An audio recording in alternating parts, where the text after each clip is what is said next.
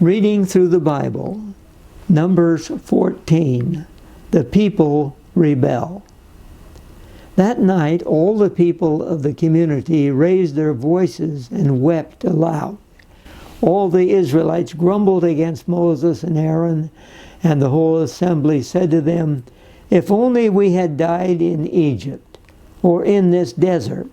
Why is the Lord bringing us to the land only to let us fall by the sword? Our wives and children will be taken as plunder. Wouldn't it be better for us to go back to Egypt?" And they said to each other, "We should choose a leader and go back to Egypt." Then Moses and Aaron fell face down in front of the whole Israelite assembly gathered there. Joshua, son of Nun, and Caleb, son of Jephunneh, who were among those who had explored the land, tore their clothes and said to the entire Israelite assembly, "The land we passed through and explored is exceedingly good. If the Lord is pleased with us, He will lead us into that land, a land flowing with milk and honey, and will give it to us. Only do not rebel against the Lord, and do not be afraid of the people of the land, because we will swallow them up. Their protection is gone, but the Lord is with us. Do not be afraid of them." But the whole assembly talked about stoning them. Then the glory of the Lord appeared at the tent of meeting to all the Israelites. The Lord said to Moses, "How long will this people treat me with contempt? How long will they refuse to believe in me, in spite of all the miraculous signs I have performed among them? I will strike them down with a plague and destroy them, but I will make you into a nation greater and stronger than they." Moses said to the Lord, "Then the Egyptians will hear about it. By your power you brought these people up from among them, and they will tell the inhabitants of this land about it. They have already heard that you, O Lord, are with these people, and that you, O Lord, have been seen face to face, that your cloud stays over them, and that you go before them in a pillar of cloud by day and a pillar of fire by night. If you put these people to death all at one time, the nations who have heard this report about you will say, 'The Lord was not able to bring these people into the land that He promised them on oath, so He slaughtered them in the desert.'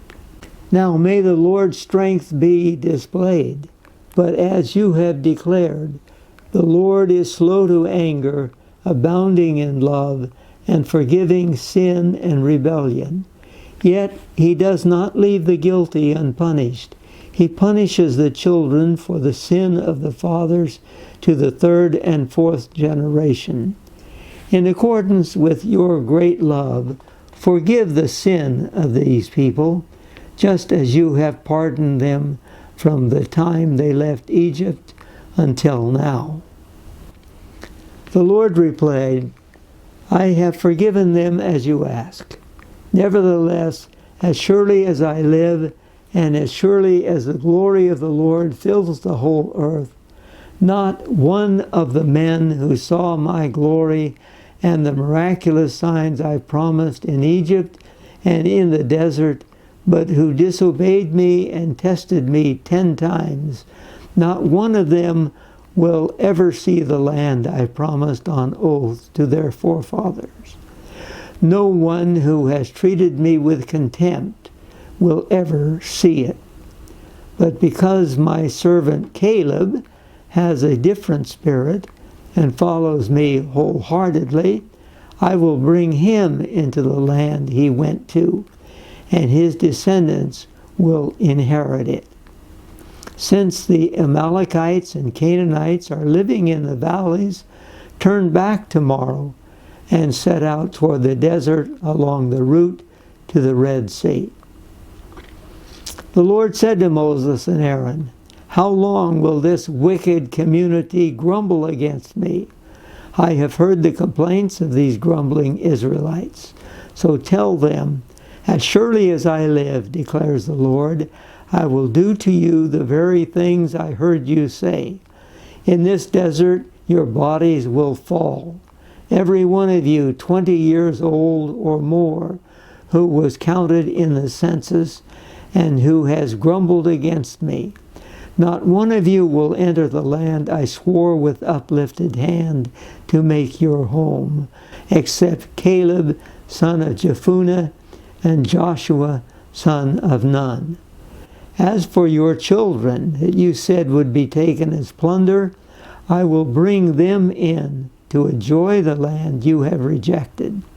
But you, your bodies will fall in this desert. Your children will be shepherds here for 40 years, suffering for your unfaithfulness until the last of your bodies lies in the desert. For 40 years, 1 year for each of the 40 days you explored the land, you will suffer for your sins and know what it is like to have me against you. I, the Lord, have spoken, and I will surely do these things to this whole wicked community, which has banded together against me. They will meet their end in this desert. Here they will die." So the men Moses had sent to explore the land, who returned and made the whole community grumble against him by spreading a bad report about it, these men responsible for spreading the bad report about the land were struck down and died of a plague before the Lord. Of the men who went to explore the land, only Joshua, son of Nun, and Caleb, son of Jephunneh, survived. When Moses reported this to all the Israelites, they mourned bitterly. Early the next morning they went up towards the high hill country. "We have sinned," they said. "We will go up to the place the Lord promised." But Moses said, "Why are you disobeying the Lord's command? This will not succeed. Do not go up, because the Lord is not with you. You will be defeated by your enemies, for the Amalekites and Canaanites will face you there. Because you have turned away from the Lord, he will not be with you, and you will fall by the sword." Nevertheless, in their presumption, they went up toward the high hill country, though neither Moses nor the ark of the Lord's covenant moved from the camp. Then the Amalekites and Canaanites who lived in that hill country came down and attacked them and beat them down all the way to Hormah. And here we have the Israelites again disobeying the Lord when he told them that he's not going to go with them, that they will not be able to take the land. They're all going to die in the wilderness. They immediately try to go up and turn the defeat into a victory. But since God has not gone with them, they are defeated by their enemies.